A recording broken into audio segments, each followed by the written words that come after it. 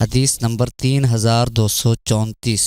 ابو سعید مولا مہری کہتے ہیں کہ وہ جنگ ہرا کے دنوں میں حضرت ابو سعید خدری رضی اللہ تعالیٰ عنہ کے پاس حاضر ہوئے اور ان سے مدینہ طیبہ سے چلے جانے کے بارے میں مشورہ کیا اور ان سے مدینہ طیبہ کی مہنگائی اور بچوں کی کثرت کی شکایت کی اور ان کو بتایا کہ مدینہ طیبہ کی مشکلات کو برداشت نہیں کیا جا سکتا۔ حضرت ابو سعید خدری رضی اللہ تعالیٰ عنہ نے فرمایا، میں تجھے یہ مشورہ نہیں دوں گا، کیونکہ میں نے رسول اکرم صلی اللہ علیہ وسلم سے سنا ہے کہ جو شخص مدینہ طیبہ کی تکالیف پر صبر کرے اور اسی حالت میں فوت ہو جائے تو میں قیامت کے دن اس کی شفاعت کروں گا، بشرط یہ کہ وہ مسلمان فوت ہوا ہو۔ یزید نے جب مدینہ طیبہ پر حملہ کیا اسے جنگ ہرا کہتے ہیں۔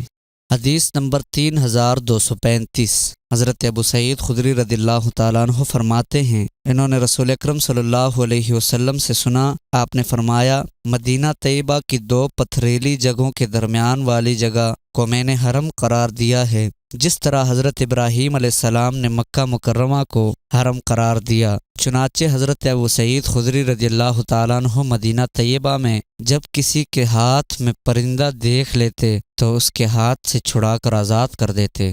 حدیث نمبر 3236۔ حضرت سہل بن حنیف رضی اللہ تعالیٰ عنہ سے مروی ہے، فرماتے ہیں رسالت مآب صلی اللہ علیہ وسلم نے اپنے ہاتھ سے مدینہ طیبہ کی طرف اشارہ فرمایا اور فرمایا یہ حرم اور امن کی جگہ ہے۔